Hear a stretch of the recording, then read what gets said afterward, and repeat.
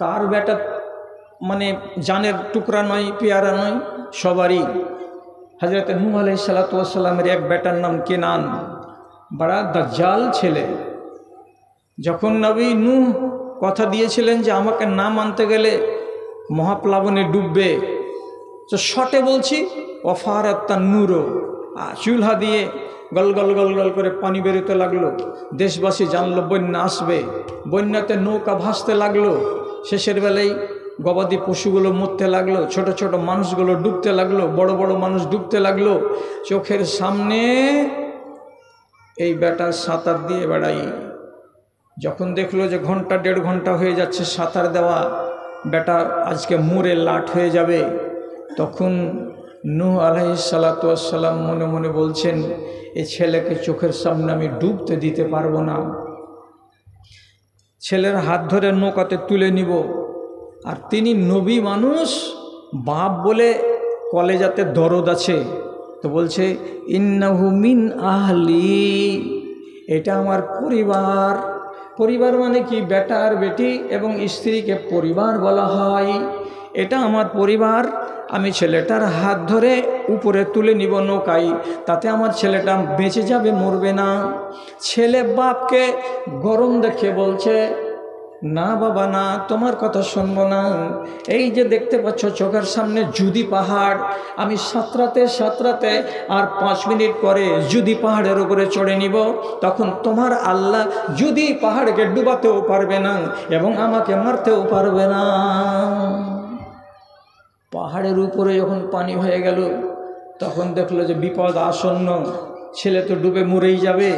তখন পরিষ্কার করে বলছে, আল্লাহ আমার ছেলেকে আমি আমার চোখের সামনে মরতে দিতে পারবো না বলে হাত বাড়িয়ে দিচ্ছেন, ছেলেকে ধরে নৌকাতে তুলে দিবেন, নিবেন। তো মাঝখানে কি ব্যবধান আছে? নবী নূহ আলাইহিস সালাতু ওয়াস সালাম হলেন আল্লাহর খাস বান্দা। তিনি আল্লাহর উলুহিয়াতে বিশ্বাসী এবং তার একটা স্ত্রী ছিল, সে হলো বড় খবিসনি বেটি ছেলে, নবী নূহকে মানত না। এবং এই একটা বেটা, এ হলো এক দাজ্জাল, নিজের বাবাকে মানত না। তাহলে ইমান মাঝখানে কিসের মুখোমুখি হয়েছে? তো বেটা এবং বাপের মাঝখানে ইমান খাড়ো আছে। যদি বেটাকে ধরা যায় তো ইমান নষ্ট হয়ে যাবে, যদি ইমান বাঁচাতে যাওয়া যায় তো বেটা নষ্ট হয়ে যাবে। কোনটা করা যায়?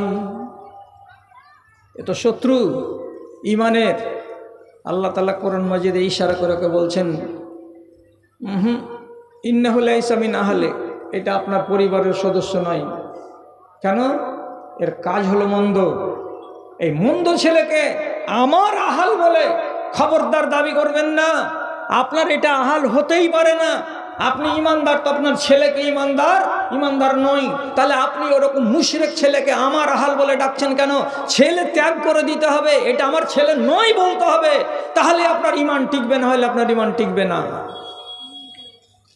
হযরত নূহ আলাইহিস সালাতু ওয়াস সালাম থ হয়ে গেলেন আর দিয়ে আল্লাহ তাআলার কাছে পানাহ চেয়ে বলছেন, আউযু বিল্লাহি আন আকুনা মিনাল জাহিলিন। এই পরওয়ারদিগার, যেটা কথা জানি না সেটা কথা বলে দিলাম, আর না বলে দিয়ে ভুল করলাম, এটা তো জাহেলের কাজ হয়ে গেল। আমি বুঝতে পারিনি যে এই ছেলেটা যে বেঈমান, তাকে ছেলে বলা যাবে না, অথচ আমি আমার ছেলে বলে দাবি করেছি, আর তোমার নজরে এটা ধরা পড়ে গেছে। আর তুমি আমাকে বলছো ওয়ালা তুখাতিবনি ফিল্লাযিনা যালামু আন্নাহুম মুগরাকুন, তুমি আমার জ্ঞান ফিরিয়ে দিলে। কিন্তু জ্ঞান ফেরার আগে আমি যে একটা মুশরিককে আমার ছেলে বলে দাবি করেছিলাম, এটা যে আমার দ্বারাই ভুল হয়েছে, তার জন্য আমি তোমার কাছে ক্ষমা চাইছি। আল্লাহ, আমি ছেলেকে ছেড়ে দিলাম, আমি ছেলেকে আর চাই না।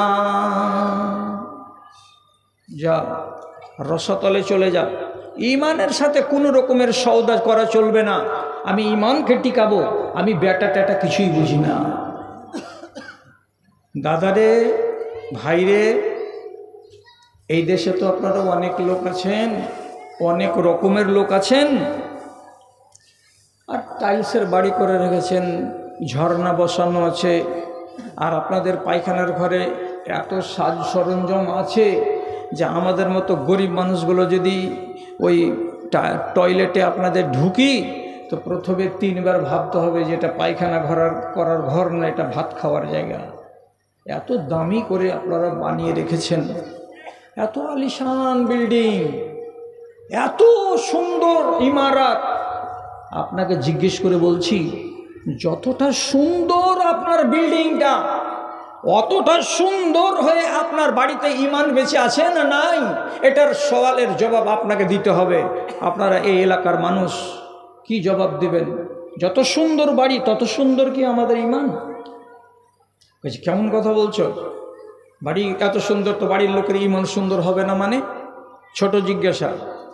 জানালাতে পর্দা ঝুলিয়েছেন, দরজাতে পর্দা ঝুলিয়েছেন, মেন গেটে পর্দা ঝুলিয়েছেন, সোফার উপরে পর্দা ঝুলিয়েছেন, ড্রেসিং টেবিলের উপরে পর্দা ঝুলিয়েছেন, ফ্রিজের উপরে পর্দা ঝুলিয়েছেন, এবং চোখের সামনে 38 ইঞ্চি চওড়া এলসিডি, তাতে আপনি পর্দা ঝুলিয়েছেন। আপনার বাড়ি একদিন মেহমান হয়ে বসলাম ডাইনিং টেবিলে, আমার সামনে, আপনার সামনে আপনার বিবি চায়ের কেটলি নিয়ে আসলো, বিস্কিটের প্লেট নিয়ে আসলো। আপনার বিবিকে আমি দেখতে পেলাম মাথাতে কাপড় নাই, আপনার বিবিকে দেখতে পেলাম বাহু পর্যন্ত তার হাত খোলা, আপনার বিবিকে দেখতে পেলাম তার কোখাগুলো খোলা, তার গায়ে কিন্তু পর্দার পোশাক নাই। তাহলে আমি আদবের সাথে জিজ্ঞেস করে বলছি, টিভির উপরে পর্দা লাগা ফরজ নয়, জানালাতে পর্দা দেওয়া ফরজ নয়, সোফার উপরে পর্দা দেওয়া ফরজ নয়, আপনার বিবির উপরে পর্দা লাগানোটা ফরজ ফরজ ফরজ। বিবির গায়ে পর্দা নাই তো বাকিগুলো পর্দা কিসের জন্য আপনি ঝুলিয়ে রেখেছেন? কে বলে আপনার বাড়িটা ইমানদারের বাড়ি? এটা ইমানদারের বাড়ি? ফজরের বেলায় জাগতে পারে না একটাও লোক গোটা বাড়ি, এটা ইমানের বাড়ি? নবী করিম সাল্লাল্লাহু আলাইহি সাল্লাম নোমান বিন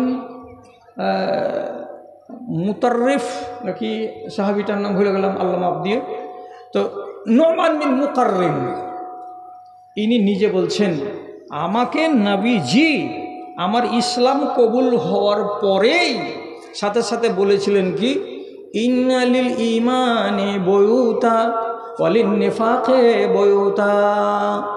আল্লাহর দুনিয়াতে হাজার হাজার বাড়ি আছে যেগুলো হলো ঈমানের বাড়ি, আর আল্লাহর দুনিয়াতে হাজার হাজার বাড়ি আছে যেগুলো হলো বেঈমানের বাড়ি।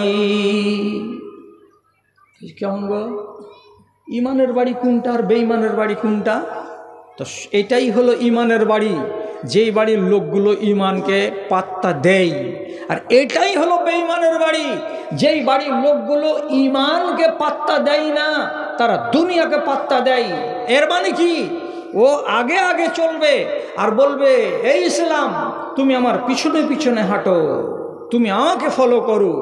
অথচ আল্লাহর দিন বলছে এই কথা, ইসলাম আগে আগে হাঁটবে আর আপনি ইসলামকে পিছে পিছে হাঁটুন আর তাকে ফলো করুন। আপনি হয়ে যান ইসলামের তাবেদার, আর আপনি গাড় জোরে বলছেন না, ইসলাম আমার তাবেদার হবে, আমি যেটা করব সেটাই দিন, আমি যেটাই করব সেটাই ইসলাম, আর ইসলাম যেটা বলবে সেটাকে আমি মানব না, ওটা ইসলাম নয়। তা না হলে মুসলমানদের বাড়িতে রাতের বেলায় বিয়ের দিন ডিজে বাজে, মুসলমানদের বাড়িতে রাতের বেলায় বেটি ছেলে পিলে সবাই মিলে মিশে নাচ করে, মুসলমানদের বিয়েতে গোসল করা থেকে শুরু করে শ্বশুরের বাড়ি পর্যন্ত চলে যাওয়ায় যতগুলো ঘটনা, সবকে ক্যামেরাম্যান খিচ খিচ খিচ খিচ খিচ খিচ খিচ খিচ করে ক্যামেরা করে করে করে করে করে করে 4টা 5টা রিল ভর্তি করে দিচ্ছে। কত লাট সাহেবের বেটা তুমি, তোমার বাপের কি 250 বিঘা খেসারির জমি আছে? বিয়ে করতে বসেছো তো এত লাট সাহেবই কিসের? যেগুলো ভুল, যেগুলো ডাহা হারামি কাজ, এতগুলো করবে। আর বউটাকে নিয়ে আসবে কোন বাড়িতে? এই বাড়িটাতে। যে বাড়িটাতে এনে বউটাকে বসাবে তো তার মাথায় কাপড় নেই, একটা হলুদ রঙের একটা লাল রঙের চুনরি মাথায় দিয়ে তাকে বসিয়ে রাখবে, আর শত শত লোক একবার করে আসবে, 200 টাকা করে টাকা দেবে, আর বউটার মুখ দেখবে, গলা দেখবে, তার হাত আর পা দেখবে, আর দেখার পরে 100টা টাকা দিয়ে চলে যাবে। ইন্না লিল্লাহি ওয়া ইন্না ইলাইহি রাজিউন। এ বাড়িটা ইমানদারের বাড়ি? হ্যাঁ, নোমান বিন মুকাররিনের রিওয়ায়াত করা হাদিসটা মূলে এইগুলো মুসলমানদের বাড়ি নয়, এগুলো হচ্ছে বেঈমানদের বাড়ি। যে বাড়িতে আপনার ঈমান বাঁচে না, বাঁচাবার ব্যবস্থা করুন।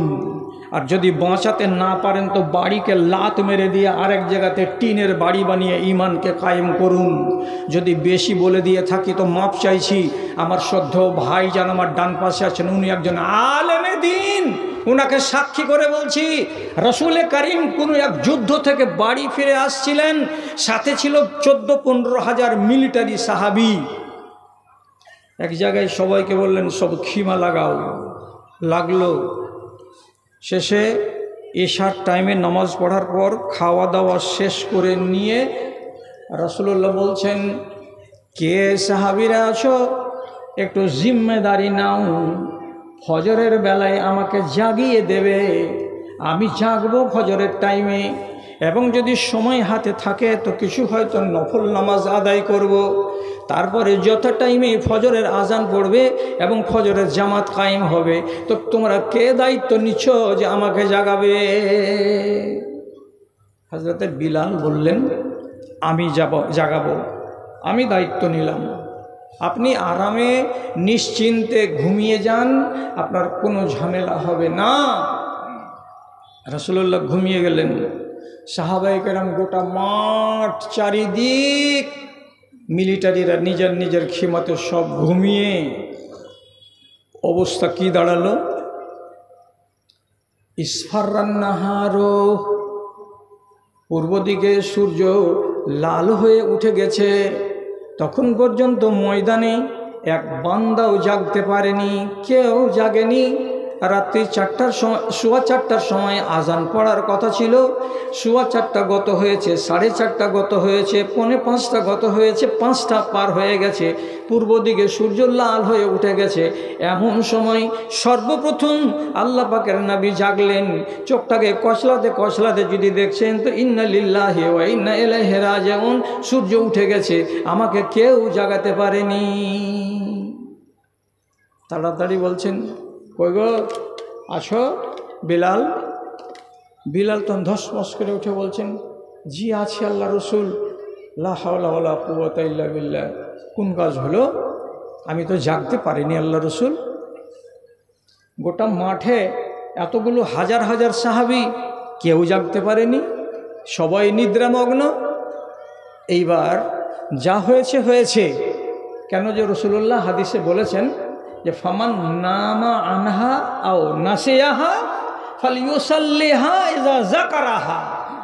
নিদের উপরে কোনো জোর জবরদস্তি নেই। ঘুমিয়ে থেকে গেছিলেন তো গেছিলেন, আল্লাহ তাআলা আপনাকে গিরফত করবেন না। যখন জাগবেন আপনি নামাজটাকে আদায় করে নেবেন। সাহাবায়ে কেরাম মনে মনে ভাবলেন, বেলা উঠে গেছে তো গেছেই, আমরা এখন ওযু টজু করে তাড়াতাড়ি করে ফজরের নামাজ আদায় করি। সব তৈরি, লাইন বাঁধবে, রাসূলুল্লাহ ইমাম হয়ে নামাজ পড়াবেন। ঠিক এমন সময়তে আল্লাহ পাকের নবী সমস্ত সাহাবীদেরকে ডেকে বলছেন, শোনো লোকেরা, আমি তোমাদের নেতা, তোমাদের নবী বলছি, এখানে তোমাদের লাইন বন্দি করতে হবে না, এখানে ফজরের নামাজ আদায় করা চলবে না। কেন করব না? রাসূলুল্লাহ বলছেন, তাহাওয়ালু আনিল মাকানিল্লাযী গালাবা আলাইকুমুশ শাইতান। এই জায়গাটাকে ছেড়ে দাও, এই জায়গাতে আমাদের নামাজ পড়া চলবে না। কেন যে এই জায়গায় আমাদের সবার উপরে শয়তান গালেব এসে গেছে, শয়তান আমাদের উপরে প্রভাব বিস্তার করে নিয়েছে, শয়তান আমাদেরকে মাগলুব করে দিয়েছে, পরাজিত করে দিয়েছে। নাহলে এত হাজার হাজার মিলিটারি আমরা একটাও কেউ জাগতে কেন পারলাম না? সুতরাং যেই জায়গায় শয়তানের রাজ কায়েম আছে, এই জায়গায় আমরা নামাজ পড়ব না। চলো, অজুতে আছে তো অজুতেই থাকো, উঠ হাঁকাও। আবার এখান থেকে উঠ হাঁকাতে হাঁকাতে চলে গেলেন 4-5 কিলোমিটার দূরে শ্রীকুণ্ড বাজারের কাছে গিয়ে এক ফাঁকা জায়গাতে বললেন, এবার তোমরা লাইনবন্দি করো। লাইনবন্দি করা হলো, সবাই মিলে আবার ফজরের নামাজ আদায় করলেন। তখন বেলা উঠে। আমি যদি একটু বেশি হয়ে যায়, কড়া হয়ে যায়, তো আপনাদের কাছে মাপ চাইছি আর আমার ভাইয়ের কাছেও মাপ চাইছি। যদি কড়া হয়ে যায়, কি বলছি, যে জায়গাতে শয়তান তোমাদের উপরে প্রভাব বিস্তার করে নিয়েছে সেই জায়গাটাকে ছেড়ে দাও। এখানে নামাজ পড়বো না, এখান থেকে সরে গিয়ে এমন এক নিরাপদ জায়গাতে নামাজ পড়বো যেখানে আমরা মনের সুখে আল্লাহকে ডাকতে পারবো এবং ইবলিস শয়তানের কোনো কেরামতি ওখানে চলবে না বলে রাসূলুল্লাহ জায়গাকে ত্যাগ করে দিলেন। এখন বলতে চাইছি, কোটি টাকা দিয়ে বাড়ি করেছেন আর সে বাড়িতে ইমান জিন্দা হওয়ার জন্য আকুলি বিকুলি করছে, কিন্তু ইমান নিজের নিঃশ্বাস নিতে পারছে না, ঘুঁটে ঘুঁটে মরে যাচ্ছে। কিসের কারণে মরছে? বাড়িতে বেয়াটা গুন্ডা নমাজ পড়ে না, বৌমা গুন্ডেন সে নমাজ পড়ে না, স্ত্রী এমন নাফরমান যে নমাজ পড়ে না, বাড়িতে কোরআনের তেলাওয়াত হয় না, বাড়িতে কোনো ইসলামী পরিবেশ নেই, কোরআন মাজিদ পড়া তর্জমা দেখা কোনো রকমের সিস্টেম নেই, এমন একটা বিরান বাড়ি পড়ে আছে, আর আপনি একাই চেষ্টা করে বাড়িটাকে শুধরাতে পারছেন না। তাহলে আপনার মতো লোক যদি এই হাদিসটার উপরে আমল করে নিয়ে এই 50 লক্ষ টাকার বাড়িটাকে লাত মেরে দিয়ে একটা যদি ছাপড়া বানিয়ে একটা দূরদরাজ এলাকায় গিয়ে ওকে আবাদ করতে পারতেন, তাহলে এটাই আপনার জন্য উত্তম হতো যে আপনার ইমানটা বাঁচত কুড়ে ঘরে, কিন্তু আপনার ইমান বাঁচছে না কোথায়? তো আপনার টাইলসের বাড়িতে। কিসের দাম আমার কাছে টাইলসের বাড়ির? ইমানের দাবি যদি কুরবানি হয়, সে দাবি পুরাতে যেন তৈরি থাকি আমি ওগো দয়াময়। ইমানের দাবি সে তো বসে থাকা নয়, ইমানের দাবি হলো কিছু বিনিময়। সেই বিনিময় যদি কলেজার ঘাম হয়, সে ঘাম ঝরাতে যেন তৈরি থাকি আমি ওগো দয়াময় আমার, ওগো দয়াময় আমার।